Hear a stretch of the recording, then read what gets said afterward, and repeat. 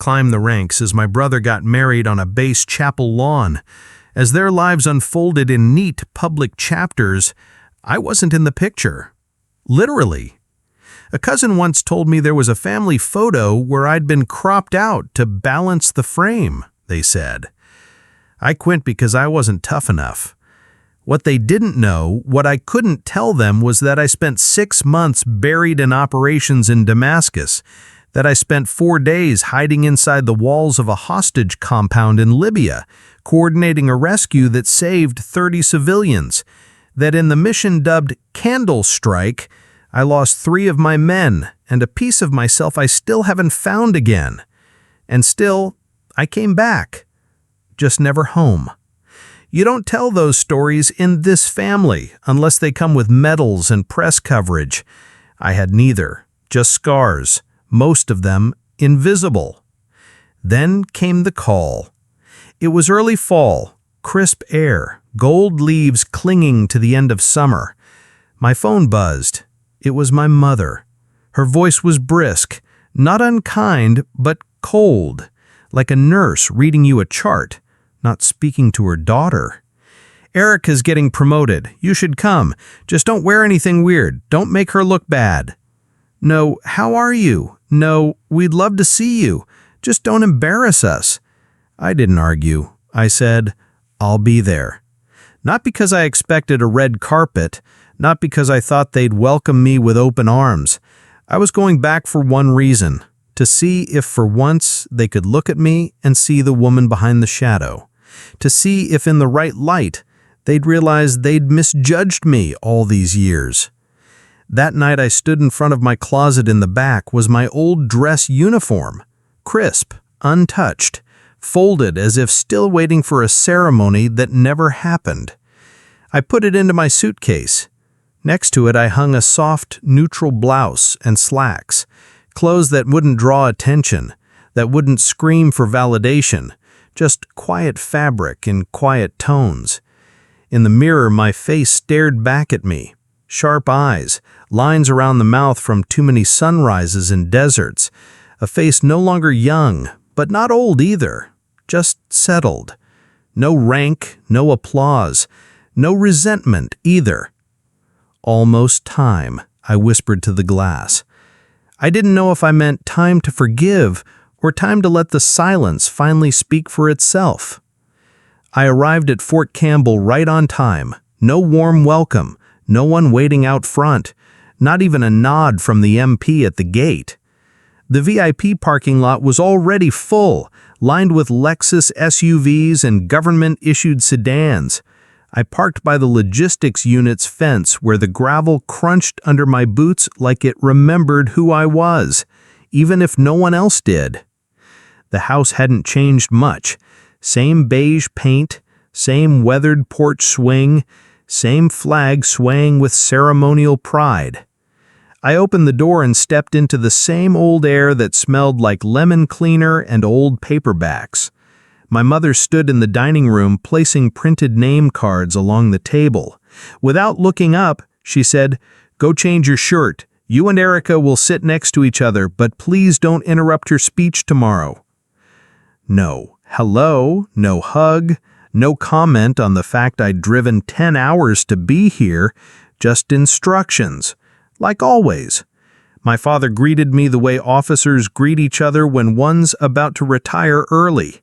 A firm pat on the back, a nod of recognition, something like respect but stripped of familiarity. "Good, you made it," he said, eyes already sliding past me to the room behind. Erica made her entrance like a debutante in dress blues. Her uniform was impeccable, bars polished to perfection, ribbons laid out like she'd won a war alone. She swept across the room, kissing hands and charming friends. When she finally noticed me, she gestured toward me with a manicured hand. "This is my sister. She used to be in the military for a bit. Now she's working in admin, I think." There was laughter, light, polite, the kind that cuts deeper because no one thinks it's cruel. A cousin leaned in and asked in a half-whisper, "So, what do you do now? VA office? Better than nothing, right? Better than nothing, I smiled. Not wide enough to show teeth, just enough to let it die there. I said nothing. There's a kind of dignity in silence, especially when your truth is classified. Inside the house, every wall was a shrine. Framed photographs of my siblings in uniform, graduation portraits, retirement ceremonies, award dinners. I scanned every frame. None of them held my face. The last one with me in it was 2004, just after I left West Point. I remembered because I was cropped out. Later, they said it was to fit the new frame. A little niece, maybe 6 or 7, tugged on my hand. "Did you ever shoot a real gun?" she asked, eyes round and excited. I crouched to her level and smiled. "Sweetheart, I once wrote a plan that helped 30 soldiers make it home alive. That's better than any shot I've ever taken." She blinked, then ran off to play with a plastic tank.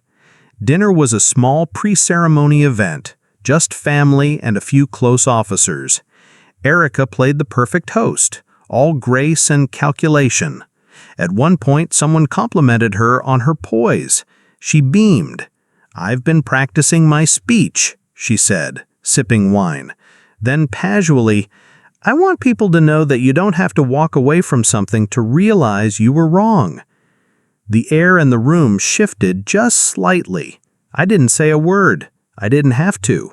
The message was clear, and it had my name all over it. Later that night, I stepped out onto the porch alone. The house buzzed with conversation and laughter behind me, but I wanted none of it. In the distance, a brass band was rehearsing, notes carried through the night like ghosts. I sat on the edge of the steps, watching the wind move through the trees. Tomorrow, I would sit quietly, let her have her moment.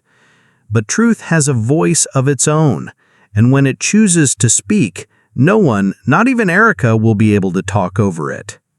The hall at Fort Campbell was a cathedral of command. High ceilings, brass light fixtures casting golden halos over rigid rows of folding chairs, all arranged by rank and title, like a battlefield without bullets. I was seated in the third row from the back, wedged between a junior officer's fiancée and someone's overly perfumed aunt. Our row was labeled family, unassigned, a bureaucratic way of saying, "You're here, but not really." Erica stood tall behind the podium. The flag stood to her left, polished boots to her right. She had that look in her eyes, controlled fire, the kind you learn to perfect during war games and promotion boards. She spoke of loyalty, perseverance, and my favorite, the importance of distancing oneself from those who once abandoned the sacred trust of the uniform. Every word calculated, every glance choreographed.